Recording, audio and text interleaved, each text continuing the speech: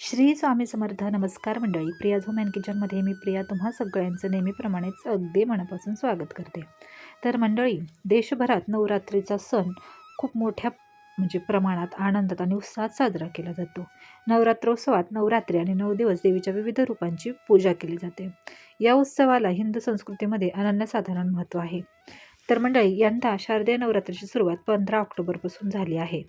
नवरात्रीचा उत्सव दसऱ्याच्या दिवशी समाप्त होतो.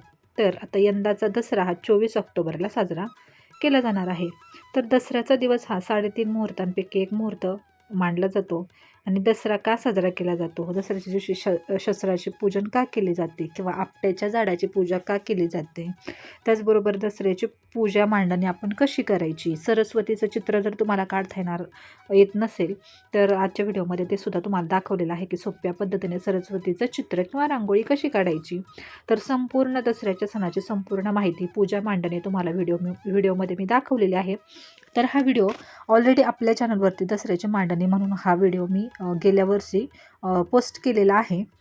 पण तरीसुद्धा नवीन काही सबस्क्रायबर आपल्याला आता जोडले गेलेले आहेत आणि त्यांच्यासाठी या व्हिडिओमध्ये त्या गेल्या वर्षीच्याच व्हिडिओची क्लिप मी ॲड करणार आहे आणि तुम्हाला दाखवणार आहे की कशाप्रकारे आपल्याला दसऱ्याच्या पूजेची मांडणी करायची आहे, अगदी पारंपरिक पद्धतीने, सोप्या पद्धतीने. आता नवीनही आजकाल काही पद्धती निघालेल्या आहेत, पण जशा प्रकारे आम्ही पूर्वीपासून करतोय, पहिल्यापासून करतोय, तशीच मी मांडणी दसऱ्याच्या पूजेची केलेली आहे. आणि हेच आजच्या व्हिडिओमध्ये तुम्हाला पाहायला मिळणार आहे. जर कुणाला माहिती नसेल दसऱ्याच्या पूजेची मांडणी कशी करतात, तर काही नवीन लग्न झालेल्या मुलीसुद्धा असतात, तर त्यांनासुद्धा माहिती नसतं, तर अशांसाठी हा व्हिडिओ असणार आहे. सरस्वतीचं रांगोळी किंवा चित्र तुम्हाला काढता येत नसेल तर ते सुद्धा या व्हिडिओमध्ये मी दाखवलेलं आहे. तर व्हिडिओ स्किप न करता संपूर्ण पहा. आवडला तर लाईक, शेअर आणि सबस्क्राईब करायला अजिबात विसरू नका. तर चला आपण आजच्या व्हिडिओला सुरुवात करूयात. तर मंडळी, विजयादशमी किंवा दसरा हा हिंदूंच्या प्रमुख सणांपैकी एक महत्त्वाचा सण आहे. सर्वात शुभ 3.5 मुहूर्तांपैकी एक मुहूर्त म्हणून दसऱ्याचे पावित्र्य मानले जाते. पौराणिक मान्यतांनुसार दसरा साजरा करण्यामागील एक समज असा आहे की या दिवशी दुर्गादेवीने चंडीचे रूप धारण करून महिषासूर नावाच्या राक्षसाचा वध केला होता. महिषासूर आणि त्यांच्या सैन्याने हैराण झाल्यामुळे देवीने या राक्षसांशी 9 दिवस युद्ध केले आणि 10व्या दिवशी महिषासुराचा अंत केला होता. आणि त्यामुळेच मग नवरात्रीनंतर दसरा साजरा करण्याची परंपरा आहे. तर प्रभू श्रीरामांनी सुद्धा याच दिवशी रावणाचा अंत केला होता किंवा रावणावरती विजय मिळवून त्याचा वध केला होता. त्यामुळे सुद्धा दसरा साजरा केला जातो. तर आता मी तुम्हाला दसऱ्याचं पूजा कशी मांडलेली आहे हे मी व्हिडिओमध्ये सुरुवातीला दाखवलेलं आहे. तर मुलांची पुस्तकं, पाटी पॅड्स वगैरे असतात ते मी घेतलेलं आहे. आणि आता तुम्ही अगोदर पाहून घ्या की मी सरस्वती कशी काढते. तर आम्ही लहान असताना आम्हाला शाळेमध्ये शिकवली होती ही सरस्वती काढायला. आणि पाटी अगदी छोटीशी होती, त्यामुळे मी पण छोटीशीच काढणार आहे. आणि खडू आणि पाटीवरती मी ही काढत आहे सरस्वती. तुम्ही वहीवरती सुद्धा काढू शकता, कसंही तुम्हाला वाटेल तसं काढू शकता. मी छोटीशी काढते कारण पाटीवरती जास्त मोठी होत नाही आहे, म्हणून वहीवरती जर लहान काढायची म्हटलं तर खूप मोठी होते आणि खूप सोप्या पद्धतीने सरस्वती आपल्याला काढता येते. तर दसरा का साजरा केला जातो हे तर तुम्हाला मी थोडक्यात सांगितलेलं आहे. तर या दिवशी शस्त्रांच्या पूजेबरोबरच लोक वाहनांची सुद्धा पूजा करतात. म्हणजे ज्या गोष्टी आपल्यासाठी लक्ष्मी स्वरूप आहेत किंवा आपल्या संपत्ती स्वरूप आहेत, ज्या गोष्टींमुळे आपली प्रगती होते किंवा ज्या गोष्टी आपल्या साठी खूप शुभ आहेत, अशा गोष्टींची या दिवशी पूजा केली जाते. शस्त्रांबरोबरच वाहनांची सुद्धा पूजा केली जाते, पैशांची सुद्धा पूजा केली जाते, अगदी सगळ्या गोष्टी. आणि सरस्वतीचं प्रतीक म्हणून ज्या अभ्यासाच्या गोष्टी असतात मुलांच्या, आपल्या धंद्याच्या संबंधित काही वस्तू असतील, आता समजा आपण यूट्यूबवरती व्हिडिओ बनवतोय, तर आपला कॅमेरा असेल किंवा मोबाईल असेल, तर अशा सगळ्या ज्या गोष्टी आपल्याला लक्ष्मी प्राप्तीसाठी ज्या गोष्टी आपल्याकडे आहेत, त्या गोष्टींची आपल्याला पूजा करता येते या दिवशी. आता सरस्वती माझी छान अशी काढून झालेली आहे. हा व्हिडिओ पूर्ण जर तुम्हाला पाहायचा असेल ना, तर त्याची लिंक मी डिस्क्रिप्शनमध्ये आणि आय बटनमध्ये सुद्धा देईल. आणि तुम्ही पहा किती सुरेख अशी सरस्वती ही काढून झालेली आहे. आणि ऑलमोस्ट माझी सगळी पूजासुद्धा मी मांडून घेतलेली होती, तुम्हाला दिसते. तुम्हाला जर पूजा मांडणी करायची असेल तर अशा प्रकारे छान तुम्ही करू शकता. इकडे काही शस्त्र मी ठेवलेली आहेत, मुलांची थोडीशी पुस्तकं घेतलेली आहेत. देवपूजा झाल्यानंतर मग मी अशी पूजा आपली दसऱ्याची नेहमीप्रमाणे करून घेतली आहे. अशाच पद्धतीने खूप सोप्या रीतीने मी पूजा घरामध्ये करत असते. त्यानंतर मग सगळी पूजा मांडणी करून झाल्यानंतर मी छान सगळ्या देवांना हळदी कुंकू वगैरे खूप छान असं मांडून घेतलं, फुलं वगैरे वाहिली देवांना. आणि तोपर्यंत बाहेर काय चाललं होतं तर आमचे जे काही आपल्या इकडे वाहनं असतील, टू व्हीलर असेल किंवा मोठी फोर व्हीलर असेल किंवा मुलांच्या सायकली, तर ते धुवायचं काम चाललं होतं.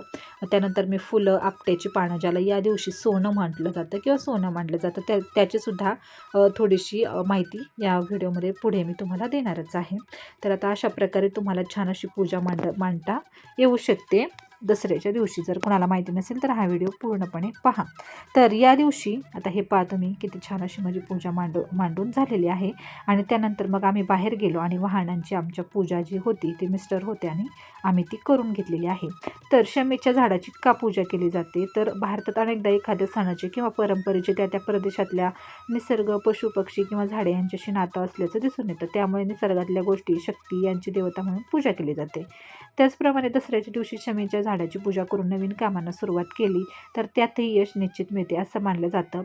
का तर पांडवांनी अज्ञातवास संपताच शक्तीपूजन करून शमीच्या म्हणजेच आपट्याच्या झाडावरची आपली शस्त्रे परत घेतली आणि विराटच्या गायी पळवणाऱ्या कौरवांच्या सैन्यावर स्वारी करून विजय मिळवला, तोही याच दिवशी. शिवाय दसऱ्याच्या दिवशी आपट्याची पाने सोने म्हणून आजही गावोगावी वाटली जातात. तर ही छोटीशी कथा म्हणजे आपट्याची पानं का वापरली जातात या संबंधीची होती, की का वापरली जातात म्हणून. आणि म्हणजे मी व्हिडिओ बनवता तुम्हाला माहितीसुद्धा सांगते, जेणेकरून तुम्हालासुद्धा माहिती होईल. आणि या दिवशी तुम्ही काही करू शकता, तर तुम्ही तुमच्या मुलांना या दसऱ्याच्या गोष्टी सांगू शकता, जेणेकरून त्यांनासुद्धा आपली संस्कृती माहिती होईल. कारण या गोष्टी मुलांकडून करून घेणं खूप महत्त्वाचं आहे. आपली परंपरा पुढे त्यामुळे जात असते. म्हणजे सांगायचा उद्देश हा की सौभाग्य आणि संपत्ती निर्माण करण्यासाठी वापरली जाणारी कोणतीही वस्तू दसऱ्याला स्वच्छ करून त्याचे पूजन केले जाते. म्हणजे अगदी कारपासून पेन्सिलपासून शेतकऱ्याच्या फावड्यापर्यंत काहीही असू शकते. म्हणजे ज्याच्यापासून आपल्याला संपत्ती मिळते, जे आपलं सौभाग्य आहे, अशा वस्तूंना छान अशी पॉलिश करून किंवा मग त्यांना स्वच्छ धुवून त्यांची पूजा केली जाते. त्यावर प्रार्थना काही लोक या शास्त्रासाठी म्हणजे शस्त्रेसुद्धा वापरतात या पूजेसाठी. तर प्रत्येकाची पद्धत थोडीफार वेगळी असू शकते, पण आमच्या इकडे कशाप्रकारे विजयादशमीची पूजा मांडणी केली जाते किंवा पूजा केली जाते हे तुम्हाला व्हिडिओमध्ये मी थोडक्यात सांगितलेलं आहे. आणि व्हिडिओमध्ये तुम्हाला मी हे पण सांगितलेलं आहे, त्याचा मुहूर्त वगैरे असं काही नाही की तुम्ही कुठल्या मुहूर्ताला करू शकता. दसऱ्याची पूजा दिवसभरात तुम्ही कधीही करू शकता, त्याच्यासाठी असं काही नाही ठराविक मुहूर्त. अगदी तुम्हाला पण शक्यतो आपल्या इकडे दसऱ्याची पूजा सकाळी स्वच्छ अंघोळ वगैरे करून सकाळीच केली जाते. आमच्या इकडे तरी सकाळीच होते. तर हा छोटासा व्हिडिओ होता, ज्यामध्ये मी तुम्हाला सांगितलं की दसऱ्याची पूजा मांडणी मी कशी केली. सरस्वती तुम्हाला काढता येत नसेल तर हे सुद्धा व्हिडिओमध्ये मी दाखवलेलं आहे.